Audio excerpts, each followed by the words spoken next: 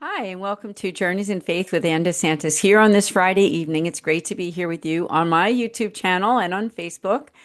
And as most of you know, that this year, when I say this year, I'm referring to 2025, 2026, is that the format of Journeys in Faith has changed, where I'm discussing one of my latest books called Living Affability.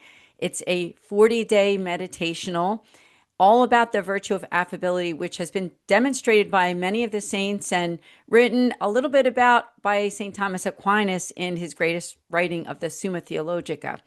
And so, in this book, in Living Affability, during that 40-day journey, every day I give a quote, either from a pope or a saint or the Bible or the catechism.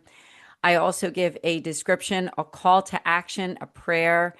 And it's all about educating ourselves, learning about what is affability, how can I learn more about it, and how can I live it out in my daily life.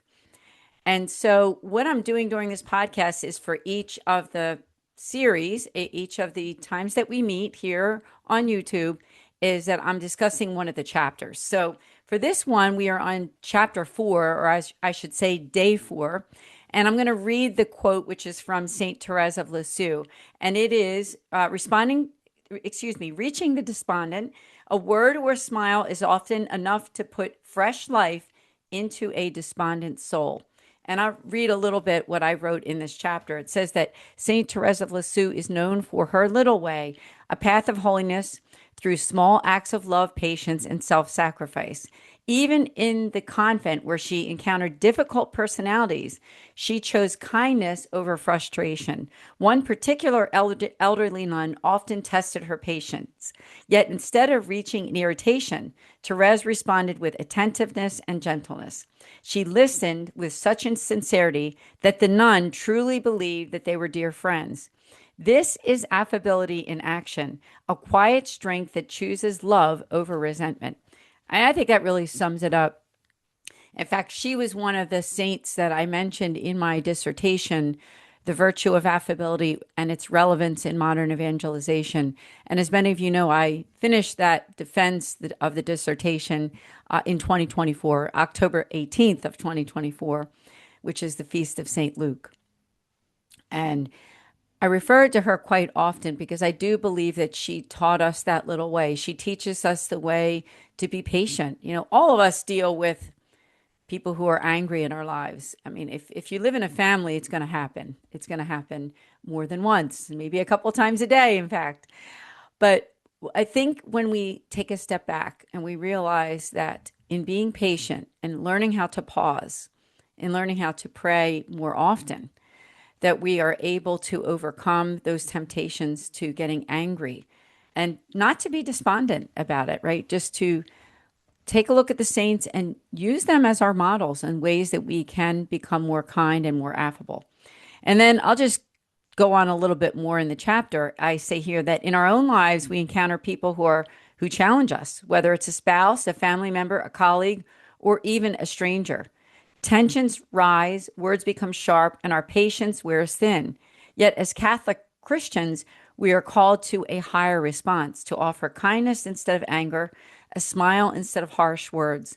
This doesn't mean ignoring difficulties, but rather approaching them with an open heart, choosing understanding over the need to be right. I think that's a really important thing to look at. Is in our society, I think we live in this culture where being right seems to be more important than being kind. And we see that in all aspects, whether it be in work, in the world. We see it in, of course, in politics, right? We see it in the church. And we kind of lose ourselves. We lose Christ in the process of proving who's right and who's wrong. And then my call to action for this day, for day 4, is who in your life is currently a challenge to love? Take a moment to think of that person and lift them up in prayer. Ask for the grace to respond with patience and affability. You don't have to be best friends, but you are called to reflect Christ's love in your intentions. Love, even in small gestures, has the power to transform hearts, including your own. I think it's important to realize just what I said in this chapter, that you don't have to be best friends, right? We are called to love, and loving means that we are able to see God in them. We are able to want the best for them, right? That's what love really is to praying, wishing, hoping, and wanting the best for others. And what is the best for others? And that is their relationship with Christ, right? Their salvation and their holiness, our own holiness. And that's the way that we live that out. And so I invite you to get the book and to go on Amazon or on my website. Again, the name of the book is Living Affability. It is also on my website at annedesantis.com on the Anne's book page. I'm currently booking talks for this book. I have another new book too. It's called Intentional Presence.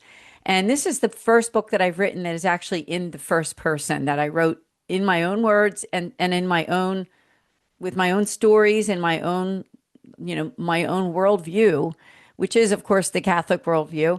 But I made it a little bit more personal, I guess is what I'm trying to say. It is a short book. It's just 5 chapters. And so I invite you to get that book too on Amazon or on my book page on the website. And I can do talks based on Living Affability, based on this book, or, any other event that's happening at your parish or organization, whether it be a Lenten season, which we're going to be in pretty soon. And by the time this podcast airs, we're going to be there even sooner. And Advent, or even just other times of year, parish missions, other retreats and things like that. Love to come out to be with you, be with your friends, people who you go to church with, and get to know you and talk about these important things, right? Talk about the fact that affability is something that is missing in today's world. The way that we treat one another, the way that we show our openness toward other people. And so I just thank you so much for joining me. I know this is our very short podcast, and we're just focusing on the Living Affability book. I want to tell you what the next chapter is going to be on, the next day, right? We're going to be on day 5, and day 5 is on worthiness. And that quote will be from Thomas Merton. And the quote itself is, "Our job is to love others without stopping to inquire whether or not they are worthy." So that will be for the topic for our next one on this podcast channel. Please do subscribe to the Anne DeSantis YouTube channel. We will see you next time here, and I'll be praying for you. Thank you so much for all you do. God bless, and we will see you next time.